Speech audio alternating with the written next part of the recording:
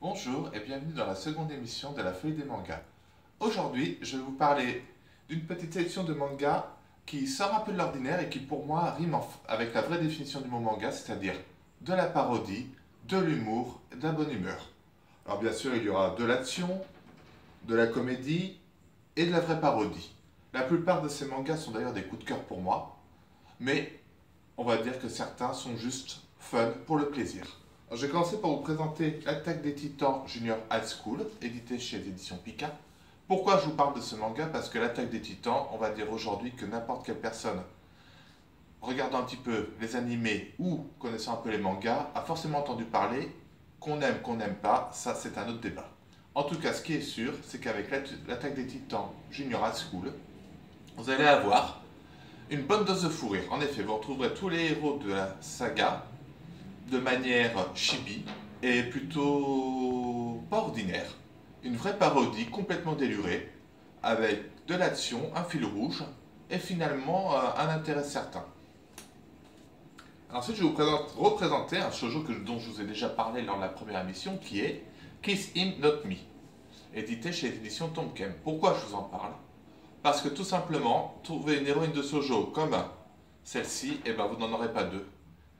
Tout ce qui lui arrive est comique, tout autour d'elle devient comique, on ne fait que rire du début à la fin et on ne se prend pas la tête. Vraiment un bon moment de fou rire et de fraîcheur, avec une belle intrigue. Ensuite, je vais vous parler de Seki, mon voisin de classe, édité aux éditions Akata. Si vous connaissez l'élève du Kobu, et ben là vous l'aurez en version japonaise.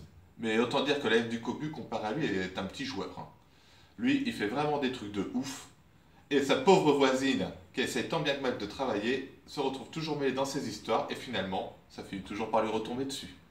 Notre Seki est vraiment un champion, le champion des cancres et un champion pour s'amuser en classe. Ensuite, je vais vous présenter un autre shoujo, édité aux éditions Delcourt, qui est My Girlfriend is a Fiction. Imaginez, vous dessinez une héroïne de manga, pulpeuse, sulfureuse, tout ce qu'il faut à souhait, et elle se matérialise devant vous.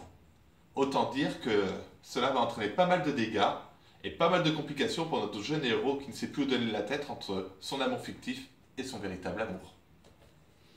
Ensuite, un incontournable Switch Girl édité aux éditions Delcourt. Alors Switch Girl, autant dire que ce soit en drama ou en manga, c'est la même dose de fou rire.